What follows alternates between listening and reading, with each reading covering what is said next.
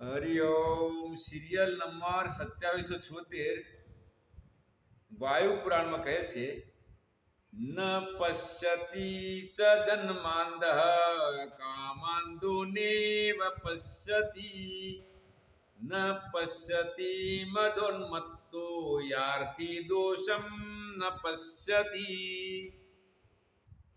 ન પશ્યતિ જન્માંધ, જન્મથી જે પ્રજ્ઞાચક્ષુ છે એ કશું જોઈ શકતો નથી. અને એ સાથે કામાંધ એટલે અત્યંત કામાતુર છે, એ પણ કંઈ જોઈ શકતો એટલે દેખાય છે નહીં.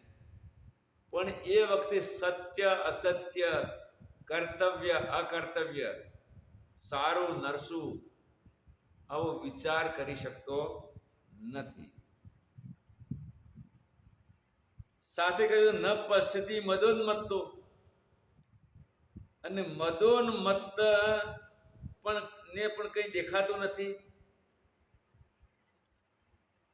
મદોન્મત્ત એને કહેવાય જેને દારૂ વધારે પીતો હોય.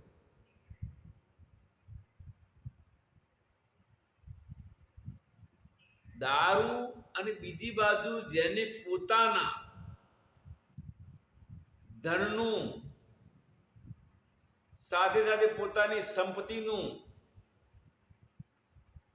કુળનું, અને કદાચ કોઈ સારું પ્રભુત્વવાળી સત્તાની અંદર, જેમ કે કોઈ મેનેજિંગ ડાયરેક્ટર અથવા અન્ય કોઈ સારી પોસ્ટ ઉપર હોય, આવો જે વધારે મતવાળો વ્યક્તિઓ છે એનો પણ વિવેક પૂરેપૂરો કામ કરતો નથી. જો કે દારૂ એમાં વિશેષ છે, એ તો જ્યારે પૂરેપૂરો નશામાં આવે એટલે બધું એનું શરીરનું પણ માળ એ પોતે સાચવી શકે છે. અને સાથે સાથે સ્વાર્થી જે છે એ સ્વાર્થી કશું દોષ ગણતો નથી. સ્વાર્થમાં આવે છે ત્યારે અત્યંત સ્વાર્થની અંદર દોષ યુક્ત વ્યક્તિને પણ, વસ્તુને પણ દોષયુક્ત ગણતો નથી. કેન પ્રકારે પણ એને ધનોપાર્જન કરવું, પછી એ ધનોપાર્જનમાં એનો ધંધો દોષવાળો છે કે દોષ રહિત છે એવું કશું જોતો નથી. તો આ રીતે ચારોની વર્ણન કર્યું કે એક તો જન્મથી અંધ, પછી કામની અંદર એકદમ વ્યાકુળ, અને ત્રીજી બાજુ જે બદીરાની અંદર ખૂબ નશાવાળો, અને ચોથી બાજુ અત્યંત સ્વાર્થી. એને એક જ છે કે કોઈ પણ પ્રકારે આપણે ધન લેવું, તો આવા ધનની ઈચ્છા રાખવા વાળો કોઈ, એ ધન પછી ન્યાયપૂર્વક હોય અન્યાયપૂર્વક હોય, ગમે એ પ્રકારે આવે, તો એ ગમે પ્રકારના ધન લાવીને પણ એ પોતે પોતાનું કામ ચલાવતો હોય, એની અંદર કોઈ દોષ એને દેખાતો નથી. સિરિયલ નંબર 2777 ચાણક્ય નીતિમાં કહે છે, નાસ્તિ કામ સમો વ્યાધિ, નાસ્તિ મોહ સમો રિપુઃ, નાસ્તિ ક્રોધ સમો વહની, નાસ્તિ જ્ઞાનાત પરમ સુખમ. નાસ્તિ કામ સમો વ્યાધિ, કામ વાસના જેવો કોઈ મહાન રોગ નથી. અને મોહ જેવો કોઈ શત્રુ નથી. ને મોહથી પર થવા માટે છેલ્લે સંન્યાસનું વિધાન કર્યું છે. સંન્યાસ પછી વ્યક્તિ પરિભ્રમણ કરે, વિચરણ કરે, અને એ સંન્યાસ જીવન જીવે કે ના, મારે હવે આ પ્રકારે જીવન જીવવું છે, તો એ મોહથી બચી જાય. માટે મોહ જેવો કોઈ દુશ્મન નથી, અને ક્રોધ જેવો કોઈ અગ્નિ નથી. નાસ્તિ મોહ સમો રિપુઃ, નાસ્તિ ક્રોધ સમો બનીને ક્રોધ જેવો કોઈ અગ્નિ નથી. જે ક્રોધ અગ્નિ બાળે પણ ક્રોધ પોતાના અંદર ને અંદર ખૂબ જ બાળે છે, દુઃખી કરે છે. અને જ્ઞાનથી કોઈ મહાન સુખ નથી, કારણ કે જ્ઞાન એવું છે જે ખૂબ જ સુખને આપે અને એક સુખ દ્વારા વ્યક્તિ અંતર આત્મામાં સારો શાંતિનો અનુભવ કરી શકે છે. Serial number 2778. અસ્તસ્ય ભૂષણમ દાનમ સત્યમ કંઠસ્ય ભૂષણમ શ્રોત્રસ્ય ભૂષણમ શાસ્ત્રમ ભૂષણે કિમ પ્રયોજનમ. અસ્તસ્ય ભૂષણમ જ્ઞાનમ દાનમ. હાથનું આભૂષણ દાન છે. અને સત્ય જે છે એ વાણીનું આભૂષણ છે, કંઠનું આભૂષણ સત્ય છે. અને એવા સત્ય વ્યક્તા હોય એની સમાજમાં ઘણી મોટી પ્રતિષ્ઠા હોય છે.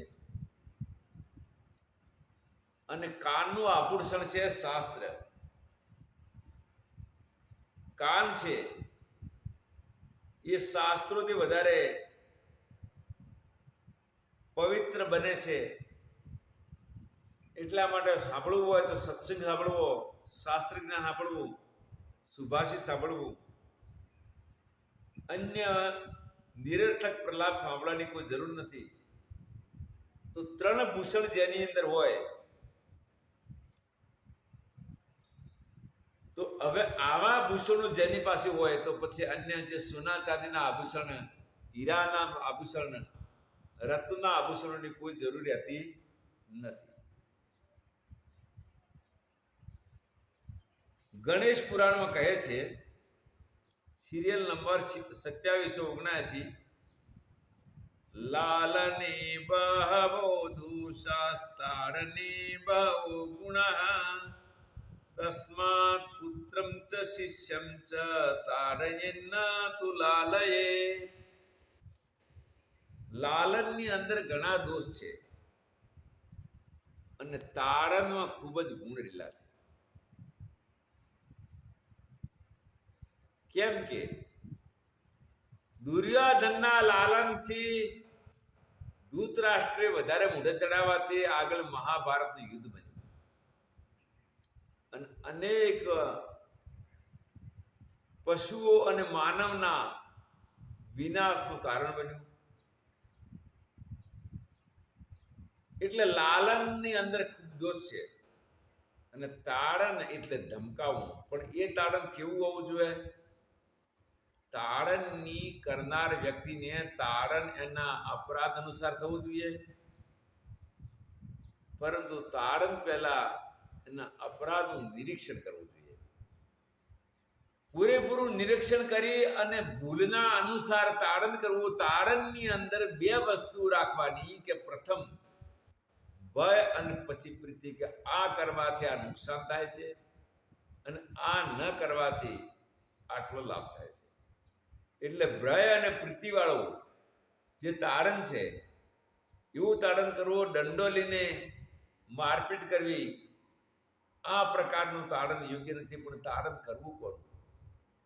શિષ્ય એટલે પોતાને જે ગુરુ માનતો હોય એવાનું તાડન કરી શકાય. અને બીજો પરિવારની અંદર દીકરા દીકરી એનું તાડન કરી શકાય. કદાચ એ બે તીસરાને કહેવા જઈએ તો આ ઝઘડો થાય, એને કશું કહેવાય નહીં. તો મહર્ષિ ચાણક્ય નીતિમાં કહે છે, સિરિયલ નંબર 2780, લાલયેત 5 વર્ષાણી 10 વર્ષાણી તાડયે પ્રાપ્તે 16 વર્ષે પુત્ર મિત્રાવદાચરે. જો કે આ પુસ્તકને લક્ષ્યમાં રાખી પૂર્વ શ્લોક અને પાછળના શ્લોક, આ બે શ્લોકો ઉપર અમે લઘુ વ્યાખ્યાનમાળાની રચના કરી અને લોક કલ્યાણે લોકોને આપવાનું કર્યું અને સાથે સાથે એના દરેક શ્લોકનો વિડીયા બનાવી અને યુટ્યુબ ઉપર મૂકીએ છીએ. અને જે લોકો પોતાના મોબાઈલ અને ટીવીની અંદર પણ ચલાવવા માંગતા હોય તો એ પેનડ્રાઈવ દ્વારા પોતે પોતાના પેનડ્રાઈવમાં ભરાઈ અને એનો પ્રયોગ કરી શકે છે. તો મહર્ષિ ચાણક્યએ કહ્યું કે લાલ એ પંચ વર્ષાણી, 5 વર્ષનું બાળક થાય ત્યાં એનું લાલન કરવું અને ઘણું ડરાવી અને ભીરું ન બનાવવું, કારણ કે ઘણું ડરાવો તો ભીરું બની જાય. અને 10 વર્ષ સુધી એટલે 15 વર્ષ સુધી તાડન કરવું. એ તાડન પણ પહેલા કીધું એવું જ કે પહેલા ભૂલનું નિરીક્ષણ કરવું, ભૂલનું નિરીક્ષણ કરી અને પછી એને ભૂલ બતાવી અને ભય અને પ્રીતિ બંને પ્રકારે એનું તાડન કરવું કે ભાઈ આમાં આટલા નુકસાન છે, આ ન કરવાથી આટલો લાભ થાય. એટલે એ તારણ કરવાથી વ્યક્તિ જ્યારે ભૂલ સમજી લે અને ભૂલ સમજીને એની ભૂલ સુધારે તો આજીવન માટે આ સંસ્કારોને લાભ થતા હોય છે. આવું કોણે કર્યું છે? તો પ્રથમ નંબર પારસી, બીજા નંબરમાં જૈન અને ત્રીજા નંબરમાં મુસલમાન. એમને નાની ઉંમરથી આ કર્યું છે. અને બીજા પણ અમુક હરિભક્તો જે પોતાના ઘેરે પણ સત્સંગ દ્વારા આ પ્રકારનું જ્ઞાન પ્રાપ્ત કરીને પણ પોતે પોતાના બાળકોને સારી ટ્રેનિંગ આપી હોય તો 15 વર્ષ સુધીમાં જો મળે તો એ આજીવન રહેશે. અને 15 પછી ગેરંટી નથી કેટલો સમય રહેશે, કેટલો સમય નહીં રહે. એટલા માટે અહીંયા 15 વર્ષ સુધીની જ મુખ્ય વાત કરી છે. આગળ રહી પણ શકે અને ન રહી શકે, ઓછું રહી શકે, વધારે રહી શકે, એવી કોઈ ગેરંટી નથી.